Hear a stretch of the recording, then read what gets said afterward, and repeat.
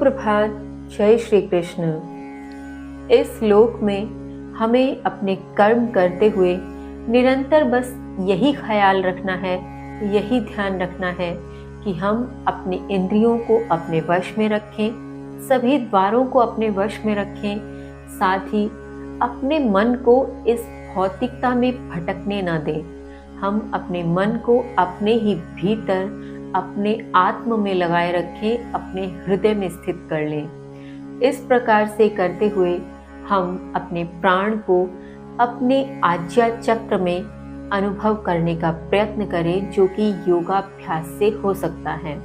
और इस प्रकार से योग का अभ्यास करते हुए, ओम का उच्चारण करते हुए और प्रतिपल अपने इष्ट का चिंतन स्मरण करते हुए निरंतर अपने कर्म करते रहें। इसके अतिरिक्त हमें अन्य कुछ भी करने की आवश्यकता ही नहीं है।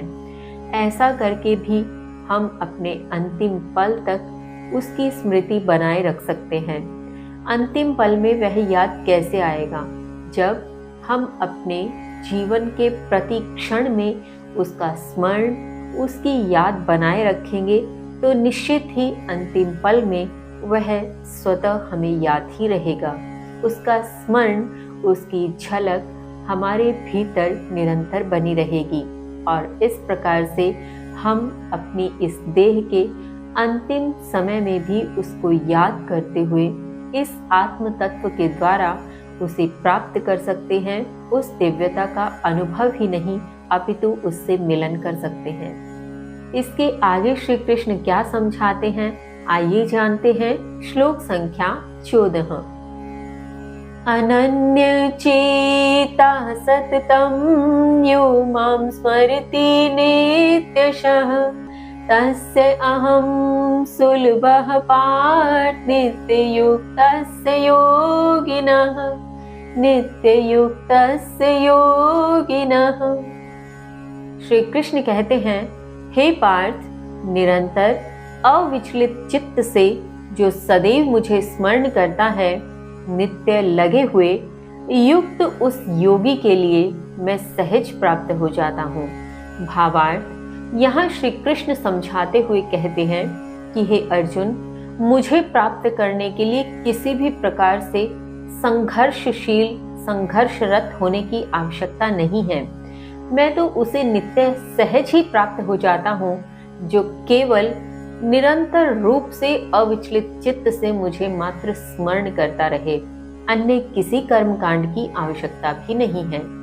यहाँ श्री कृष्ण स्वयं की सहज प्राप्ति के विषय में कितना सुंदर नियम, कितना सुंदर उपाय बता रहे हैं, जिसे हमें भी समझने की आवश्यकता है कि हम अपने निरंतर कर्म के साथ और निरंतरता बनाए रखते हुए अविचलित चित्त से मात्र उसका स्मरण करते रहें।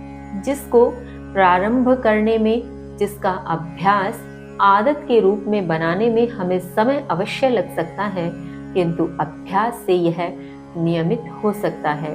प्रारंभ में अनेकों बार हमारा मन विचलित होगा, किंतु बार बार उसे अभ्यास के माध्यम से वश में करते हुए उसका ध्यान करते रहें और निरंतर रूप से उसकी स्मृति से हम कृष्ण को सहज ही प्राप्त कर सकते हैं। इसके आगे भी कहते हैं, श्लोक संख्या 15।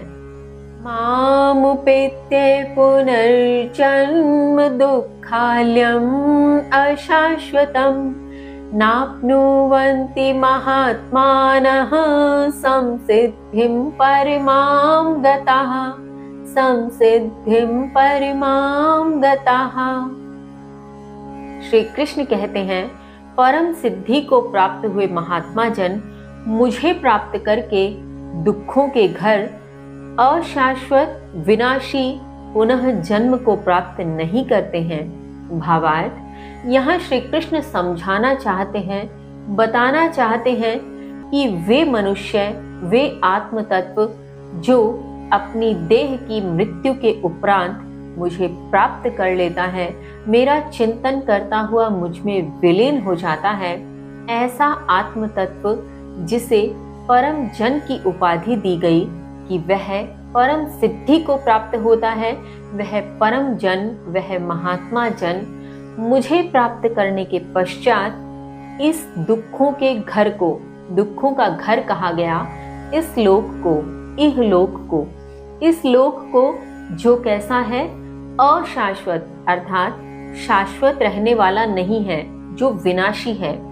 और ऐसे अशाश्वत इहलोक में जो विनाशी है, ऐसे पुनः जन्म को वह प्राप्त नहीं होता, वह सदा सदा के लिए मुझ में लीन हो जाता है और इस प्रकार से जन्म मृत्यु के बंधन से मुक्त होता हुआ मोक्ष को प्राप्त होता है।